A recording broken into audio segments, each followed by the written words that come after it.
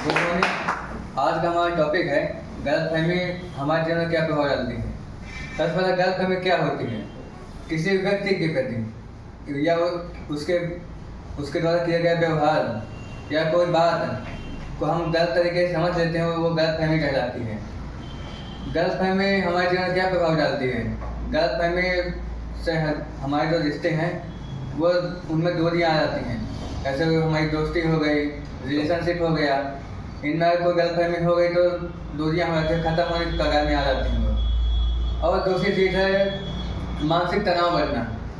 अगर हम किसी के बाद गलतफहमी रखते हैं तो हमारे अंदर विचार बार बार आते हैं कि वो गलत है, वो सबसे गलत है, पर हम ये जानने का प्रयास नहीं करते तो वो नहीं ना उसकी हम पूरी बात सुनते हैं।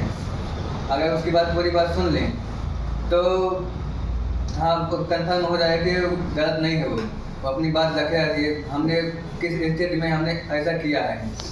ऐसे कोई सिचुएशन है उसमें हम गलत चीज़ बोल जाते हैं, पर उसकी वजह से गलत चीज़ बोलने की वजह से कोई सच अगर हो रहा है और दूसरा अगर उसको गलत समझ लेता है तो उसकी गलतफहमी होती है। इसी में एक कहानी है, बहुत पहले की बात है। हिमालय के नज़दीक एक आश्रम था।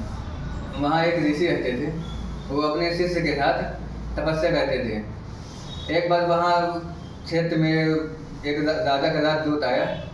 राजदूत ने ऋषि से कहा कि आपका जो शिष्य है इसने राजा का अपमान किया है, उसको भला बुरा कहा है। ऋषि ने सोचा कि हमारा जो शिष्य है सबके अच्छा बर्ताव करता है, सबके साथ सबकी सेवा करने वाला है और वो ऐसा कर नहीं सकता। पर राजदूत के द्वारा कहे गए बात पर ऋषि के मन में उसका गलतफहमी का एक अंकुर उत्पन्न हो गया कि उसने सोच लिया कि गलत हो सकता है। ऋषि को गुस्सा आया। उसने अपने शिष्य को बुलाया अपने पास। उससे कहा कि मैं तुम्हें श्राप देता हूँ कि तुम 3 साल तक आश्रम के पास नहीं आ पाओगे, और जो तुम बोलोगे किसी को भी अगर सही बात ही बोलोगे वो बात बोलोगे सब लोग उसको गलत समझेंगे, कोई तुम्हारे बातों का तथ्य नहीं रहेगा।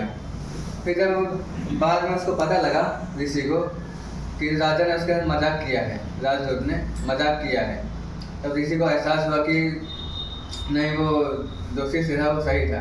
फिर उसको बुलाया, उसको उसने आशीर्वाद दिया कि जो भी गलतफहमी में धैर्य रखेगा और कोई चीज़ जानने का प्रयास करेगा उसके बाद ऐसी गलतफहमी नहीं होगी। धन्यवाद।